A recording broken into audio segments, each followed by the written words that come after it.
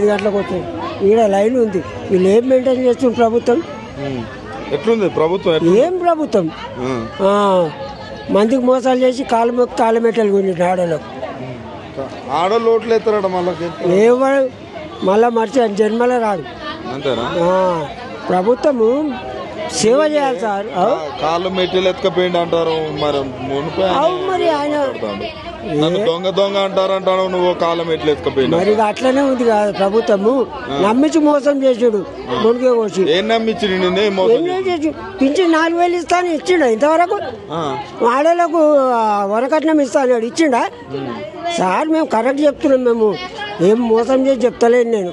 నాకు కూడా ప్రభుత్వం కేసీఆర్ ఉండగా కొద్దిగా 3,000 ఇచ్చి అవో ఇవో ఇచ్చిండు చేసిండు. మరి ఇప్పుడు ఇంత నువ్వు చెప్పి చేస్తే మాకు మోసం చేసినట్టు కాదు. నాకు కూడా పింఛన్ వస్తుంది 2,000 అని. ఇప్పటిదాకా నువ్వు 4,000 ఇస్తాను ఎందుకు మాట చెప్తున్నావు? ఆడలకు 2,000 మీకు 2,000 ఇద్దాం 2,000 పెంచుదాం అనుకున్నాడు. మరి ఆయన ఎక్కడికైనా పోతే ఆయన దొంగను చూసినట్టు చూస్తారట. మరి ఏం చెప్తాడు ఆయన? అట్లే అంటారులే, నేను అంటా ఇట్లనే. అవన్నీ వేస్ట్ మాటలు.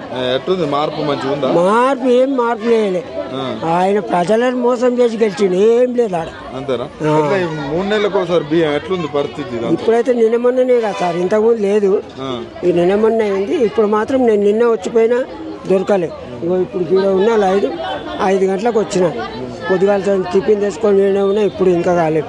మీరు ఆలోచించండి సార్. మాకు కూడా గరీబులకు సేవ చేయాలి. నువ్వు ఒకటే సీఎం కాగానే నువ్వు మంత్రి పదవులు చేస్తావు. నువ్వు ఇంకా ప్రజలకు ఏం చేస్తావా? మంత్రుల పదవిలే సరిగ్గా చేస్తాను. మంత్రి పదవులు ఇస్తలేవు ప్రజలకి. మరి అట్లా కూడా నాకు తెలియదు. నేను రాజకీయ నాయకుడినే. ఎందుకు చెప్తున్నా? నేను తప్పంటలేను. నువ్వు మంత్రుల పదవి కూడా ఇప్పటిదాకా ఇస్తలేవు. ఏమి నువ్వు వాళ్ళకే చేయకుండా ప్రజలకేం చేస్తావు? రైటా సార్? నేను